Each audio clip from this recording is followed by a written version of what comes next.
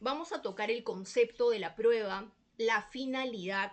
Asimismo, es importante que señalemos qué es lo que debemos de entender respecto a lo que es objeto de prueba, medio de prueba, y vamos a tocar también de manera clara y precisa respecto a la actividad probatoria para luego finalmente tocar el tema de la nueva prueba.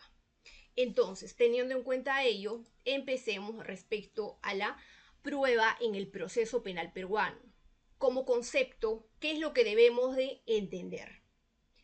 La prueba, dice la norma y diferentes autores, es aquel instrumento. ¿Para qué? ¿Para qué sirve? Nos va a llevar a averiguar qué cosa, la verdad. Pero cuando decimos que los medios de prueba nos van a ayudar o nos van a conducir a llegar a la verdad, ¿a qué verdad nos referimos?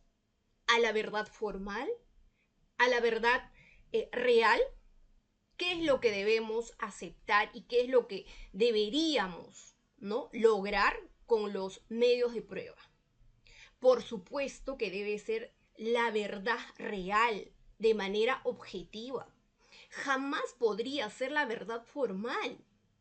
Porque imagínense ustedes de que en toda la actividad probatoria, impedir a un imputado presentar sus medios de prueba y que esto sea condenado como culpable solamente por no cumplir con la formalidad. Eso sería terrible.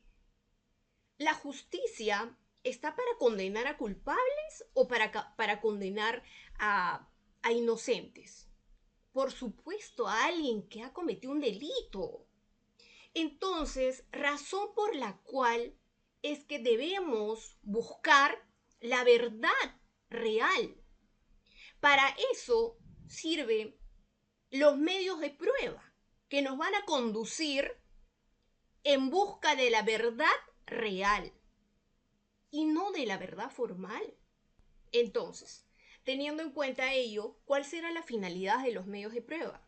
Generar convicción ante un juez. ¿Para qué? ¿Para qué va a generar convicción ante un juez? Para que pueda tomar una decisión para una sentencia condenatoria o para una sentencia absolutoria. Si se rompió el principio de presunción de inocencia, entonces será condenado como culpable. Pero si no se logra romper ese principio de presunción de inocencia, entonces será absuelto. Pero ¿gracias a qué?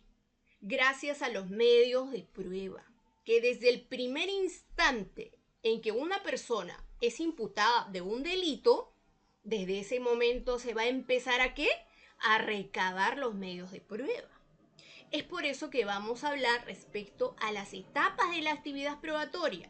Vamos a empezar con los elementos de convicción, cuál es su finalidad en cada etapa. Finalmente llegaremos a los medios de prueba para la etapa del juicio oral. Entonces, es importante señalar qué es lo que debemos entender respecto al objeto de prueba y medio de prueba. La Corte Suprema y también la norma procesal penal lo señala, que son afirmaciones fácticas sobre los hechos materia de imputación. ¿A qué se refiere? A los hechos, al delito y a la responsabilidad civil. Eso es el objeto de prueba.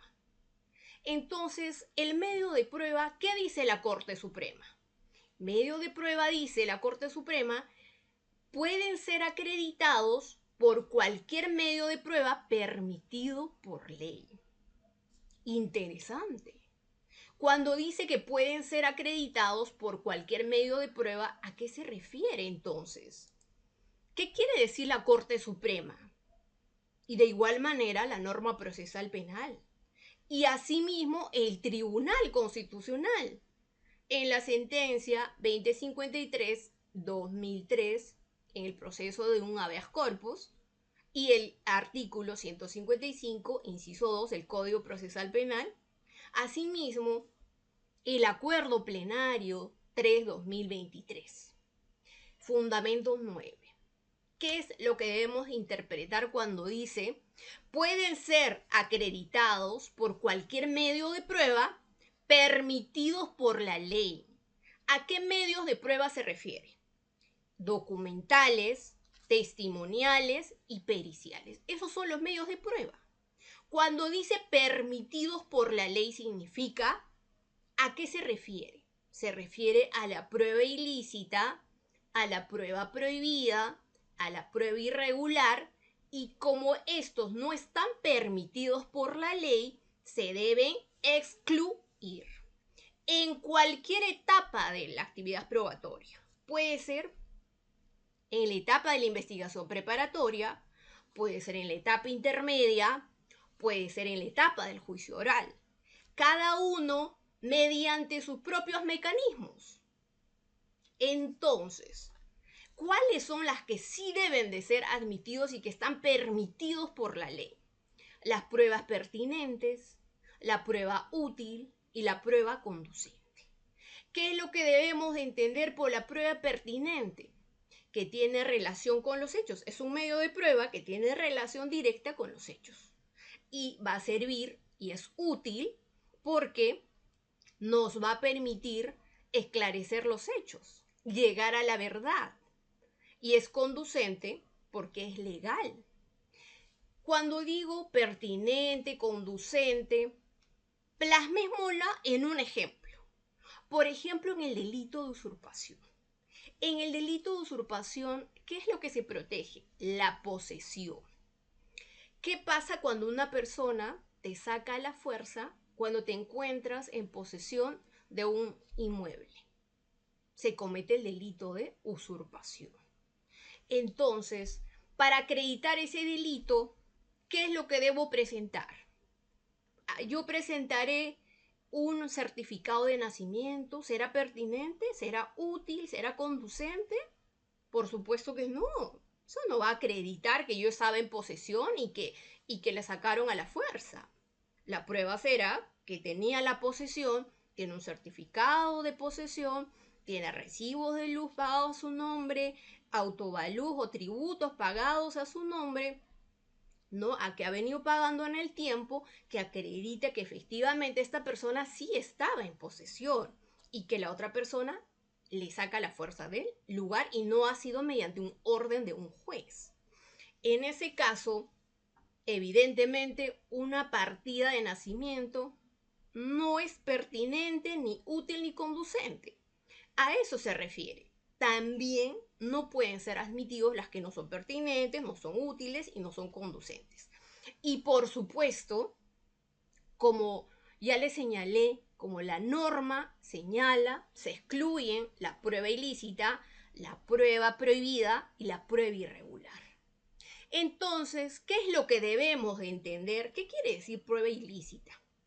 Toda prueba obtenida con violación de derechos fundamentales. Por ejemplo, el derecho a la inviolabilidad de domicilio. Tiene 5 excepciones. Hay 5 excepciones en el cual permite la norma. Pueden ingresar a tu domicilio. Dice que es en flagrancia delictiva, pueden ingresar a tu domicilio. O por orden de un juez. O porque el titular le dio el pase libre. O por peligro inminente o grave riesgo. Esas 5 excepciones permiten que puedan ingresar a tu domicilio. Si no estás en ninguna de esas 5 excepciones, nadie puede ingresar a tu domicilio. Allanas sin orden judicial o sin que le hayas permitido el ingreso del titular y todo lo que se recabe en esa diligencia, también señala la norma cuando las fuentes de prueba se obtienen mediante tortura, engaño, también son pruebas ilícitas. Y la prueba prohibida viene a ser como consecuencia, ¿no?, el resultado de la prueba ilícita. Y la prueba irregular son las pruebas obtenidas con violación de normas procedimentales. Por ejemplo, no se cumple con el procedimiento de la cadena de custodia respecto a la incautación, el hallazgo, entre otros. Hay que cumplir el protocolo establecido. ¿Qué pasa si se rompió ese protocolo o no se ha cumplido? Evidentemente estaríamos frente a una prueba irregular. Entonces la norma, la Constitución, la Corte Suprema señala de que si estamos frente a esa situación, esas no están permitidas por la ley para utilizar como medio de prueba para acreditar ningún delito.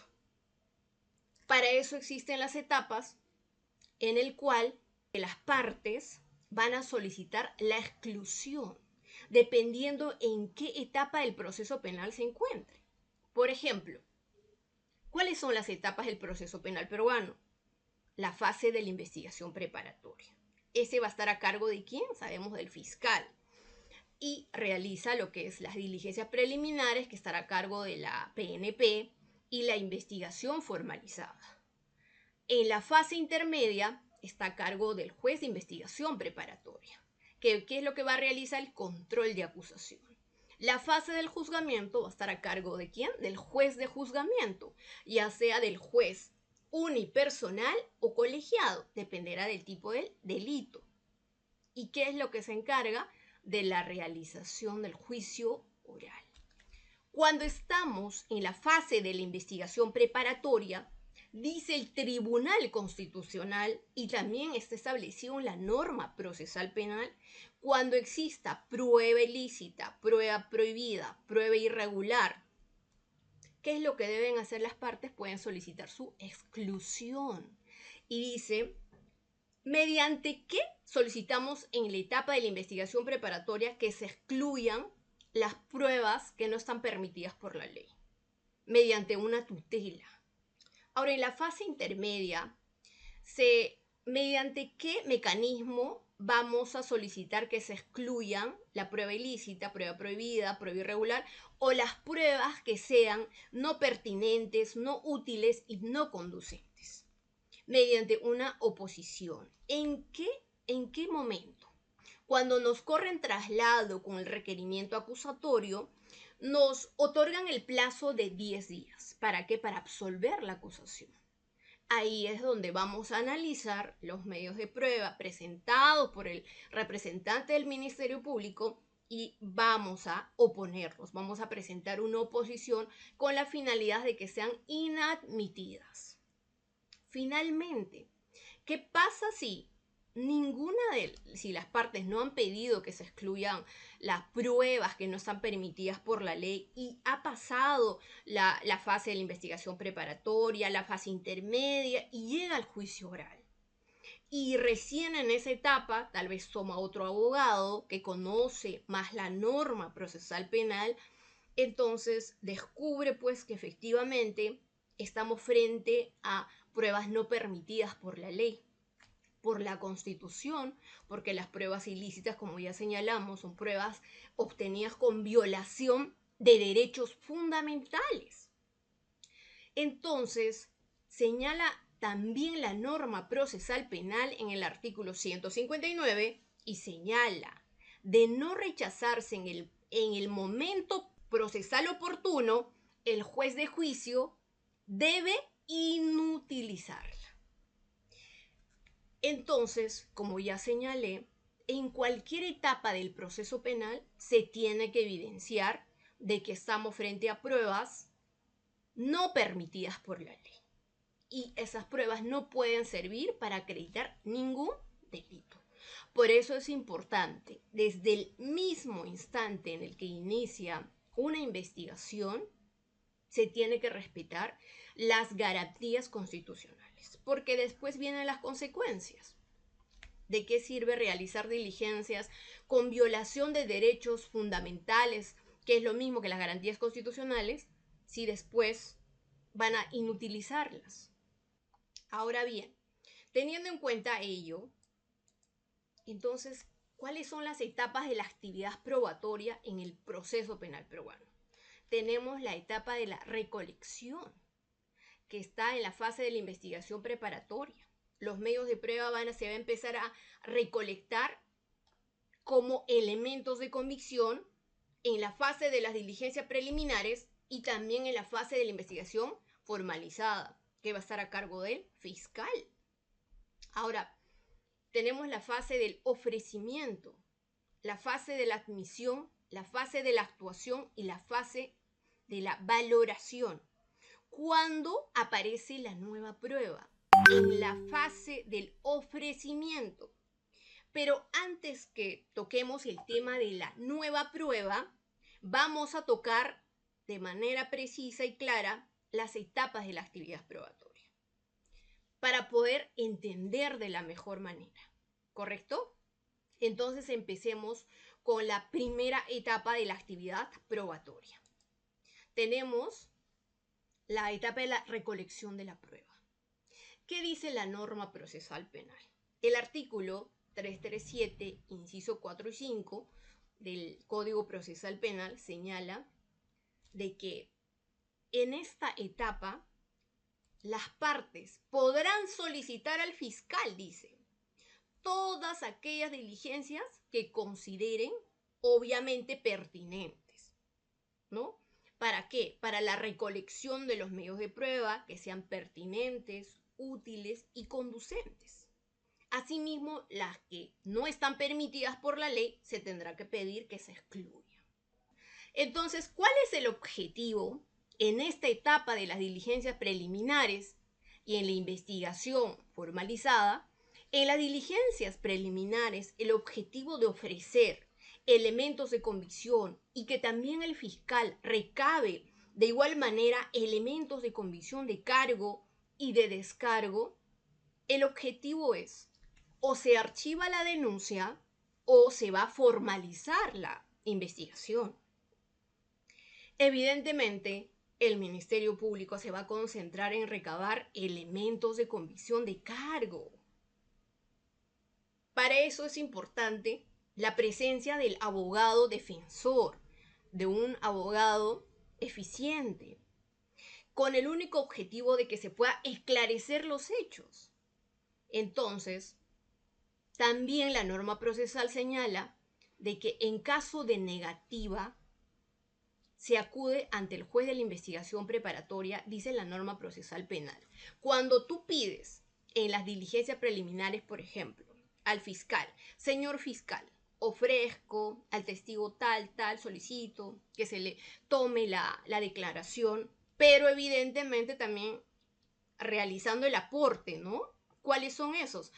Explicar por qué es pertinente, por qué es útil, por qué es conducente, el ofrecimiento de estos testigos para que se le puedan tomar su declaración testimonial. Entonces, en el caso de que el fiscal no lo considere así y te rechace, ¿qué es lo que corresponde? Inmediatamente al juez de investigación preparatoria, ¿no? Por inadmisión de las diligencias solicitadas al fiscal. Ahora, en la etapa de la investigación formalizada, ¿cuál es el objetivo? El objetivo en esta etapa es el sobreseimiento o la acusación.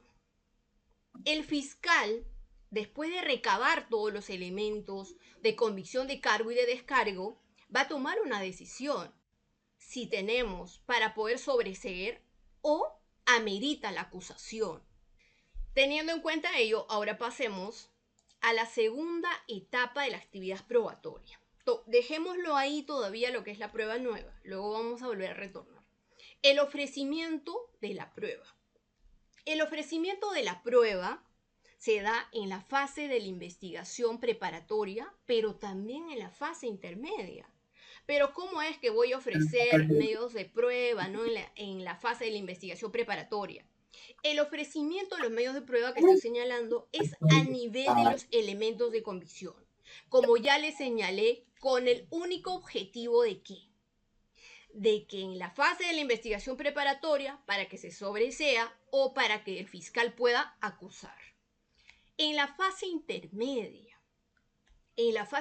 cuando nos corren traslado, con el requerimiento acusatorio, tenemos 10 días de plazo para poder absolver. Ahí es cuando vamos a ofrecer medios de prueba que son pertinentes, útiles y conducentes, permitidos por la ley, con la finalidad de que pueda ¿qué? Acreditar nuestra teoría del caso. Si ya llegamos a la fase intermedia, es porque no hemos logrado esclarecer los hechos en la fase de las diligencias preliminares y tampoco en la etapa formalizada de la investigación preparatoria. Entonces, en esta fase vamos a ofrecer medios de prueba, pero para ir preparados al juicio oral, ¿no? Ahora bien, si bien es cierto, en la etapa intermedia tiene 3 fases: la fase de la observación formal, la fase de la observación sustancial y finalmente el ofrecimiento de los medios de prueba.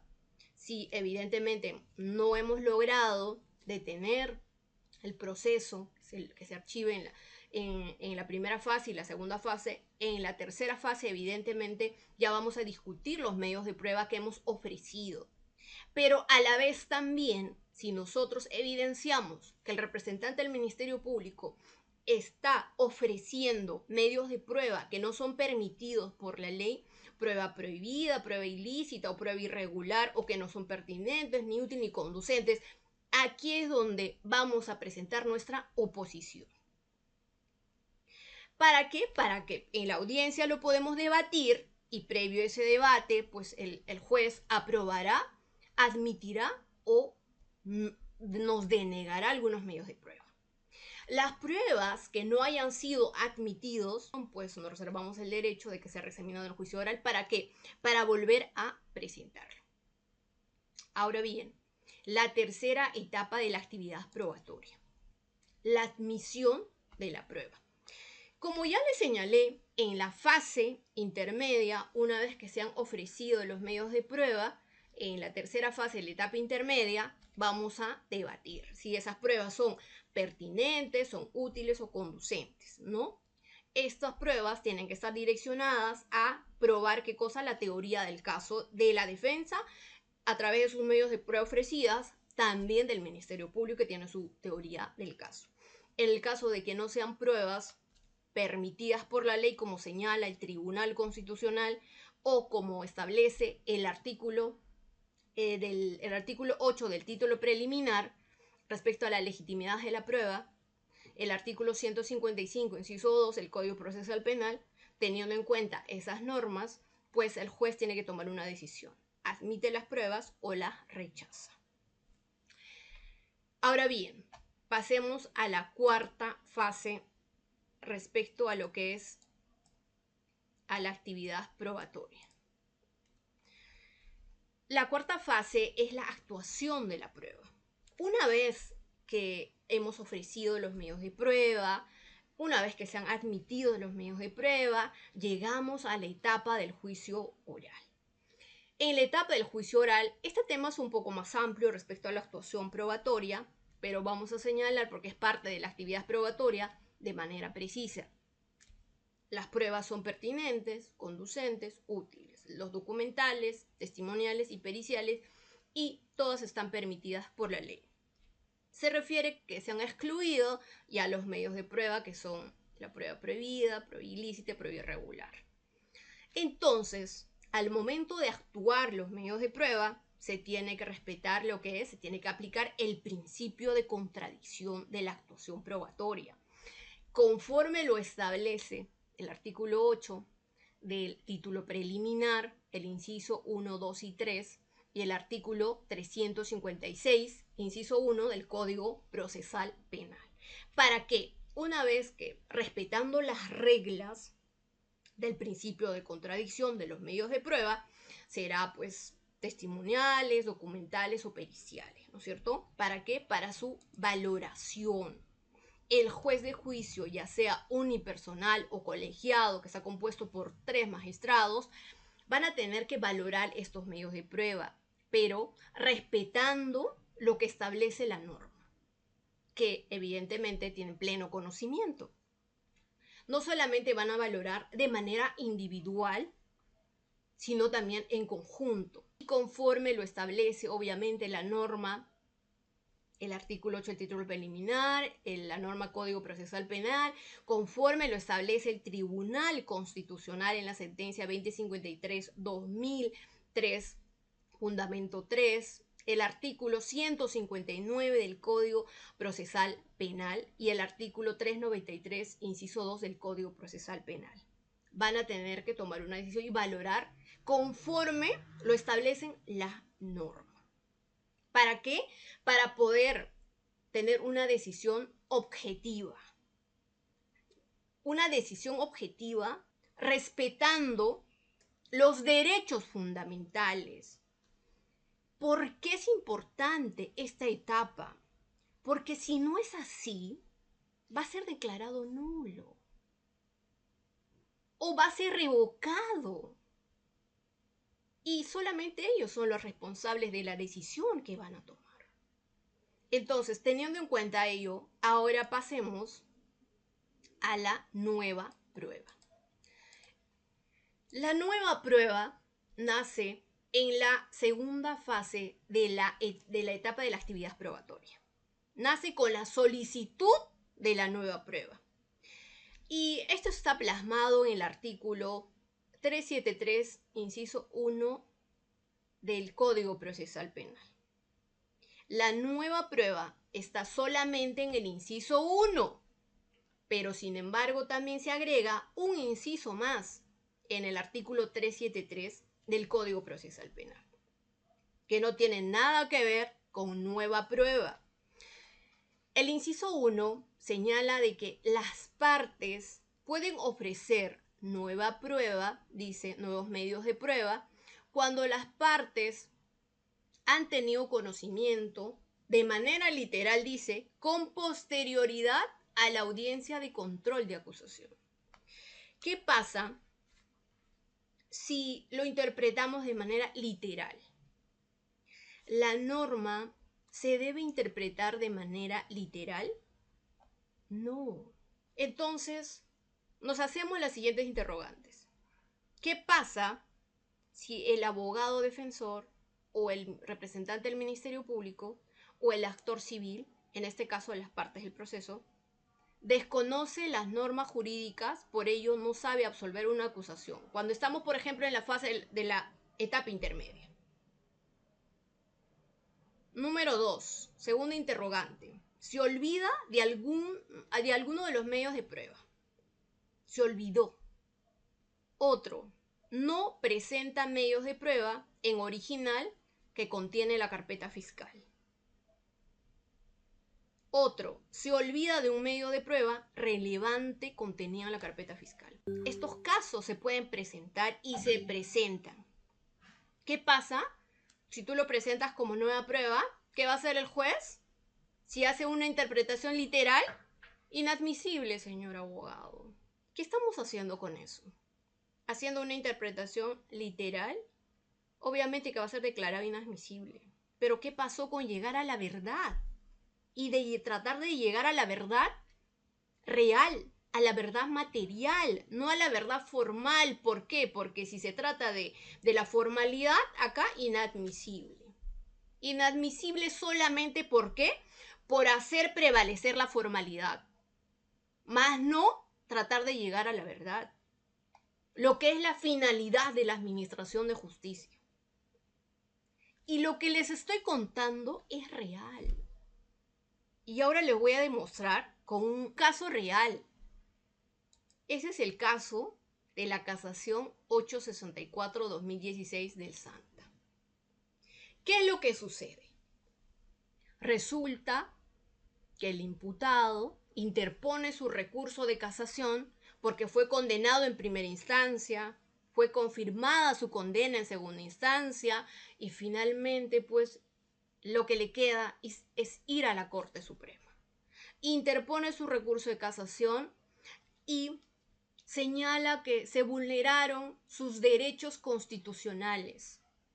¿Dónde se genera entonces ese vicio? Porque si está diciendo que se vulneraron sus derechos constitucionales, definitivamente devienen en nulidad. Lo establece la norma procesal penal. Entonces, él señala de que en la etapa intermedia, su abogado defensor, estando en audiencia, habría incumplido con la formalidad que establece el Código Procesal Penal y que no habría presentado mediante escrito señalado la pertinencia, la conducencia, la utilidad de los medios de prueba que estaba ofreciendo de manera oral en ese instante. Entonces el fiscal evita que esos medios de prueba que habría ofrecido habría sido para la etapa sustancial de la etapa intermedia. Entonces, razones por la cual se le habrían denegado. Y el juez se supone que conoce el derecho, se supone que tiene amplio conocimiento de la jurisprudencia, pero bueno, declara inadmisible esos medios de prueba. Entonces, ¿cómo llega a la etapa del juicio oral? Evidentemente llega sin defensa. O sea, sin medios de prueba con el que pueda avalar su versión. ¿Cuántos jueces? Y que no sepan que la finalidad del proceso penal peruano es hacer justicia, no injusticia. ¿Cómo es eso posible? Por eso, razones por la cual es que interpretar de manera literal lo único que podría provocar es la injusticia. Entonces, esto tiene que ser ampliada, modificada, el primer inciso del artículo 373 del Código Procesal Penal. Es importante, porque si no, va a seguir sucediendo lo que estamos señalando. Además, el artículo 373, el inciso 2, también en ese mismo artículo han incluido el inciso 2. Las partes podrán reiterar el ofrecimiento de medios de prueba, pero eso no tiene nada que ver con nueva prueba. Esto es reiteración de los medios de prueba que fueron denegados en la fase de la etapa intermedia. Lo que genera nulidad es contravenir a los derechos fundamentales, conforme lo establece la norma procesal penal, que devienen en nulidad. Por ejemplo, derecho a la motivación de las resoluciones judiciales. Eso deviene en nulidad, es un derecho constitucional establecido en el artículo 139, inciso 5. El derecho a la defensa, que si se viola el derecho de defensa también deviene en nulidad. Y el derecho al debido proceso, exteriorizado en el derecho a probar directamente relacionado con los medios de prueba, el cual también se estableció en la Constitución. Ahora bien, el derecho a la motivación de las resoluciones judiciales. Cuando no existe motivación y solamente existe una motivación aparente, dice el Tribunal Constitucional. Existe motivación aparente cuando una determinada resolución judicial, si bien contiene argumentos o razones de derecho o de hecho que justifiquen la decisión del juzgador, estas no resultan pertinentes para tal efecto. Entonces, lo relevante ahora es que analicemos también el derecho a la defensa. Pero el derecho a la defensa eficaz. Sabemos que el derecho de defensa, todos sabemos, ¿no es cierto?, que está en el artículo 8, inciso 2 de la Convención Americana sobre Derechos Humanos. Asimismo, está establecido en la Constitución, en el artículo 139, inciso 14. También está en el Código Procesal Penal, en el artículo 8 del título, 9 del título preliminar. Asimismo, la Corte Suprema lo ha establecido en la Casación 864-2016 y dice, ¿no? Es un derecho fundamental e imprescindible en el debido proceso. Su restricción acarrea nulidad absoluta, conforme lo establece la norma procesal penal en el artículo 150 del Código Procesal Penal. Entonces, ¿qué es lo que debemos entender por derecho a la defensa eficaz? La misma Casación, para no señalar, para no irnos a otras jurisprudencias, la misma Casación 864-2016 del SANTA, ahí mismo establece, ¿no? Y señala de manera clarísima. La indefensión no solo se produce cuando se priva a las partes de manera irrazonable o desproporcionada de hacer valer sus derechos. La misma Corte Suprema lo ha aceptado y señala que la indefensión también es cuando el procesado no cuenta con una defensa eficaz materializada en la falta de un defensor con los conocimientos jurídicos que exige el caso para la etapa respectiva. Entonces, que el imputado se encuentre asistido por un abogado no constituye fundamento suficiente para presumir la defensa eficaz. Ahora, de esta casación del Santa, del que les mencioné, en donde se declaró nulo hasta la etapa intermedia, desde mi perspectiva, desde mi análisis, no solamente se ha violado la debida motivación de las resoluciones judiciales y razones por las cuales se declara evidentemente nulo y le da la razón a la Corte Suprema, sino también se viola el derecho al debido proceso, pero exteriorizado en el derecho a ¿qué? A probar. Y eso lo vamos a analizar conforme lo ha establecido el Tribunal Constitucional. El derecho a la prueba tiene dos dimensiones, dice. Producir la prueba, dimensión subjetiva, y al dar el mérito jurídico a la prueba, dimensión objetiva. ¿Eso qué quiere decir? La dimensión subjetiva, cuando se te impide presentar los medios de prueba. Y la dimensión objetiva es de que te permitieron el ofrecimiento de los medios de prueba, te han admitido, pero no le han dado la valoración adecuada. En cualquiera de los casos se viola el debido proceso exteriorizado en el derecho a probar. En este caso, en el caso del Santa, también se habría violado el derecho al debido proceso, obviamente que no lo ha señalado el imputado, pero evidente y está clarísimo, se viola el derecho a probar, el debido proceso exteriorizado al derecho de probar en la dimensión subjetiva. ¿Por qué? Porque en la etapa intermedia se le ha impedido presentar los medios de prueba, ¿no? Dándole prioridad a la formalidad. El proceso penal peruano, que no es nada nuevo, pero sin embargo, para que podamos conocer de manera clara todos, seguramente va a tener que pasar unos 30 años más y tenemos que seguir capacitándonos, analizando y mejorando, ¿no? ¿Para qué? Para poder llegar a lograr el objetivo, que es llegar a la verdad y hacer justicia. Que esa es la única finalidad de la existencia del proceso penal peruano.